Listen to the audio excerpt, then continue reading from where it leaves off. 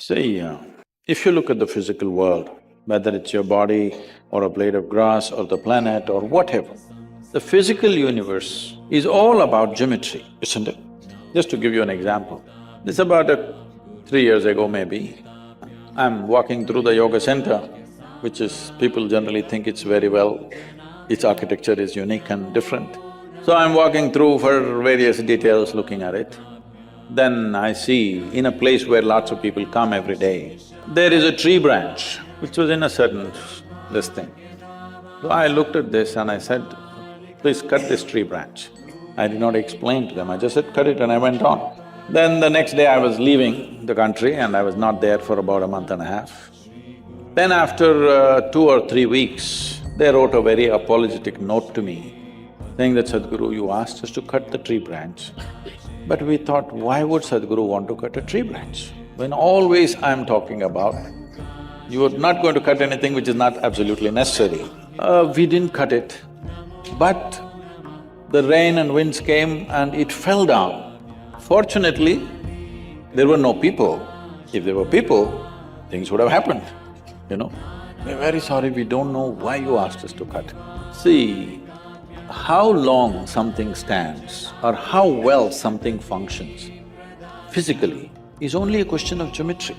I'm saying even your body, how you sit will determine how long the different parts of your body will last. People don't notice that. But the very shapes and forms that you have around you has a certain impact because you are also a physical form. And how this physical form is, how this is, how that is, all this has a certain geometric impact. So, the shapes and forms have a significant impact on you if we paid enough attention. You know, people are sending pictures of their parents or grandparents or their children just born for blessings and for various things. So if we can do positive things with the image of a person, you must know we can also do negative things.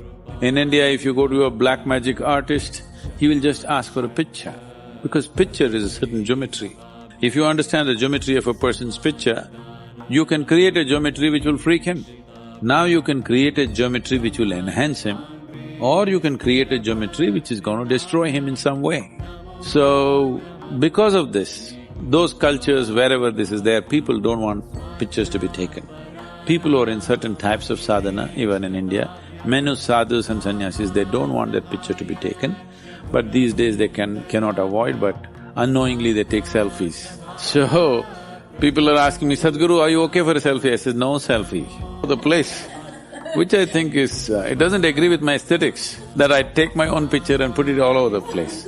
People took pictures and they want to put it because they value it for something, all right. Because an image has a geometry of its own. We could have actually demonstrated if we had an image here, or you try at home yourself. Just for example, I'm saying, take a picture of me, a proper photo would be better, not a reprinted photo.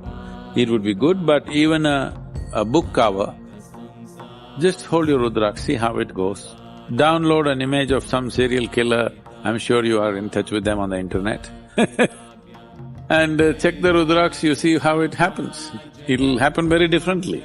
To bring certain image, folded, okay? Not my regular picture, there are certain pictures where I'm in a certain state when pictures have been taken. Folded picture, you don't know what is there. You create a few, what do you call them? Placebo pictures, all right? An empty page, something else, a grasshopper flying, a tree, this, that, everything. If you have been meditating for a certain point of time, mix them all up so that you can't see on the surface what it is. Touch each one of them. Probably many who have been initiated by me will immediately recognize which is the picture. If they're not too confused and what, this, that, simply if they touch it, they will know. Because just a two-dimensional or a flat surface of the picture has a geometry and a unique geometry, and it's exuding that. If somebody knows how to read this geometry, he can create geometry either to enhance you or to create trouble for you. If you have meditated upon my form for a certain period of time, you would see there's a whole lot of things hidden in this. It can drive you nuts, it can make you unreasonable enough, crazy enough to take the Saharan trip, though you have never seen a desert in your life. You don't know the consequence of it, but you still become mad enough to take it. If you want to maintain your sanity and within the safety limits and keep your survival instinct in place, you don't meditate upon me. If you need that instigation, there are many ways to say this. You can say inspiration, that's a positive word. If you want that instigation to take a mad journey, you meditate upon the Guru's form. Otherwise, don't meditate upon the mountain. Keep somebody pretty and nice, that'll help you to be entangled in the limitations that you live. If you look too often at my picture, that's not my intention, but what to do, I'm made like this. Certain forms which evolved beyond a certain point. When I say a certain point, if a form evolves beyond what the human form is competent of doing, then we would refer to that as the divine form. Because anything that is above our capability and competence becomes divine in our experience. These forms are not invented, they're derived. By observing the nature of the universe, identifying that certain forms are able to perform and exist in a reverberance which is beyond what is normally considered human, then all those forms we identified as divine forms, which are worthy of looking up to.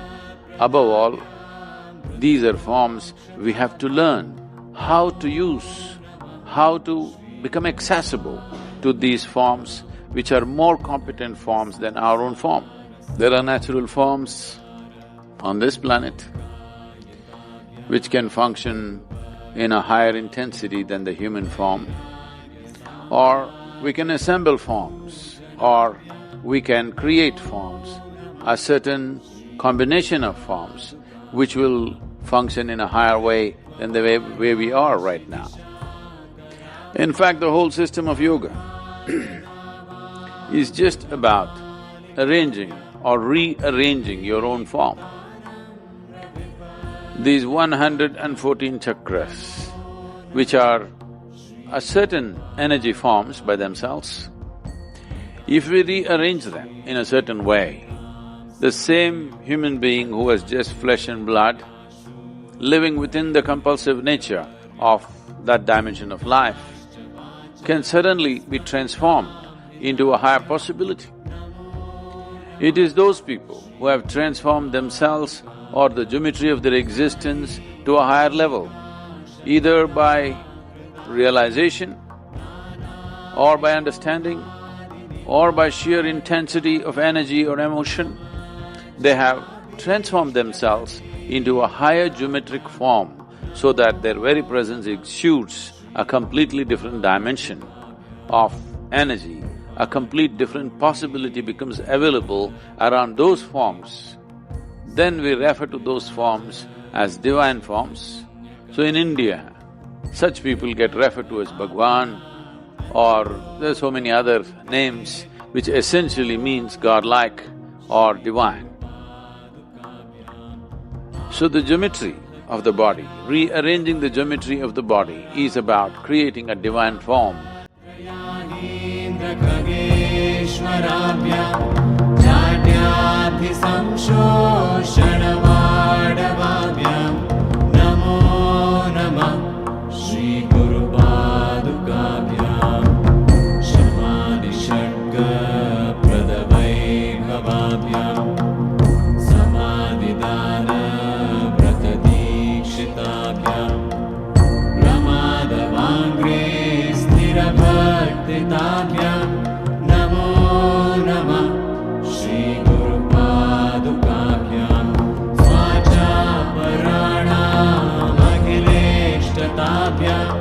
स्वाहा सहाय क्षतुरन्दराभ्याम्